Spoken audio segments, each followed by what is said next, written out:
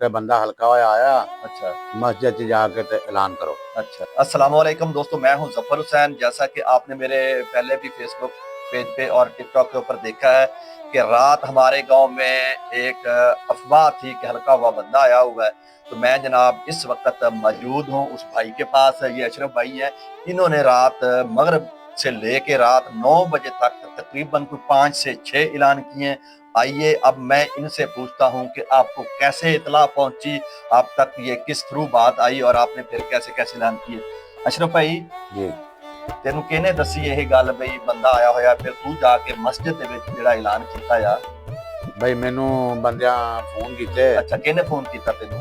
پہلے فون کاکا صاحب ڈون اچھا 302 اچھا یعنی کہ 91 فتح پہرے والا جڑا؟ پہرے والا اچھا انہوں نے فون کیتا ہاں جناب کہ بندہ ہلکا ہوا آیا اچھا مسجد جا کے اعلان کرو۔ اچھا میں جا کے مسجد اعلان کیتا۔ بندہ کیڑی سائڈ تے سی پنڈ دے؟ بندہ پہلے پنڈ دے دسدے پے سی کہ لادھی سائڈ۔ اچھا لہندی سائڈ تے بندہ۔ ہاں۔ اچھا پھر؟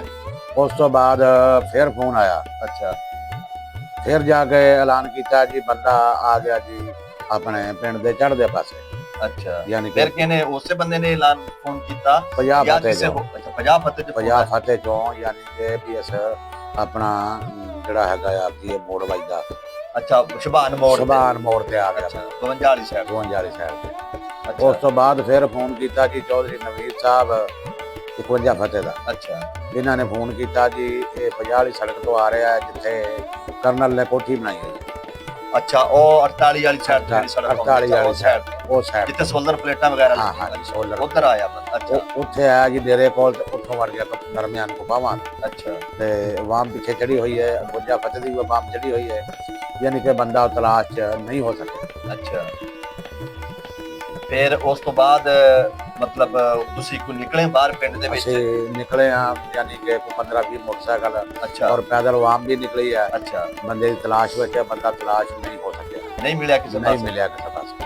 نہیں اس تو علاوہ تہاڈی کسے نال فون تے گل ہوئی ہوے، کوئی کسے قسم دی اطلاع تانوں جڑی پکی گارنٹی شدہ اطلاع ہے بھی فلانی تھاں تے انہیں کوئی نقصان کیتا یا کسے بندے دے کہندے بھی بکھی پیا یا اس طرح دی اطلاعاں آ رہی ہیں؟ اطلاعاں آ رہی ہیں اس طرح دیاں جی سن دیں پہ بھی جڑا 98 چاکیا اچھا فتح دا اچھا اتھے کو 2 بندیاں نو یعنی کہ نے زخمی کیتا ہے۔ اچھا اس تو بعد جدوں اتھے آیا ہاں اپنے ایس کوٹھی دے کول ہاں جی اتھے کو گائیاں والے بیگ بیٹھی ہے، اچھا وہ گائیاں والے دے گل گل بھی پیندا رہا ہے، اچھا بہرحال کہ وہ نقصان تو اللہ کرے بچ گیا ہے اچھا بندے گائیاں والے، تے وہ بندہ کپاواں نرمیاں نو وڑ گیا، مڑ کے تلاش نہیں ہو سکیا۔ ٹھیک ہے تے میں بول رہا بھائی محمد اشرف چک 51 فتح تو تحصیل چشتیاں ضلع بہاول نگر، تے مہربانی تہاڈی جو معلومات اسی دیتی ہے اگے بھائی ہونی ہن غرض کرن گے جڑی کرن گے۔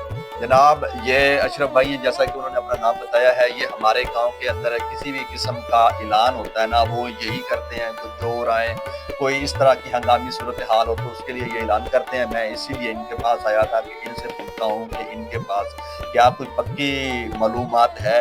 ابھی تک جو معلومات ملی ہے ایک اور بندے سے مجھے یہ معلومات ملی ہے کہ اس سے چشتیاں جو ہے ٹی ایچ پی وہاں کی ایمرجنسی کے اندر اس کا کوئی دوست کام کرتا ہے، اس نے بتایا ہے کہ 49 فتح سے کچھ 2 لوگ آئے ہیں کہ وہ زخمی ہیں اور انہوں نے یہی بتایا ہے کہ ایک ہلکے ہوئے انسان نے ان کو کاٹا ہے۔